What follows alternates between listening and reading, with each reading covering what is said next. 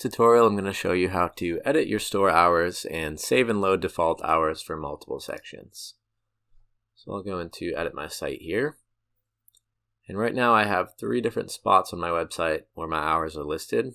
There are directions page, contact us page, and down in my footer. So I'll just click right on these hours and it's going to pull up my editing panel on the left. Now I can change the title here. Maybe we're closed on Saturday and Sunday. And Monday through Friday looks good here. Now before I apply changes, I'm just going to hit save as default. And that's going to let me load in these hours anywhere else on my website. So now I'll apply these changes. I'm going to save that.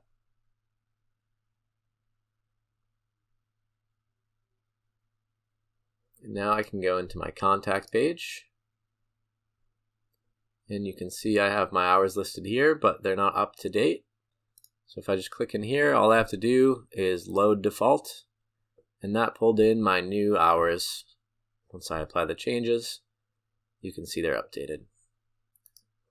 Just save that. And I can do the same thing on the directions page.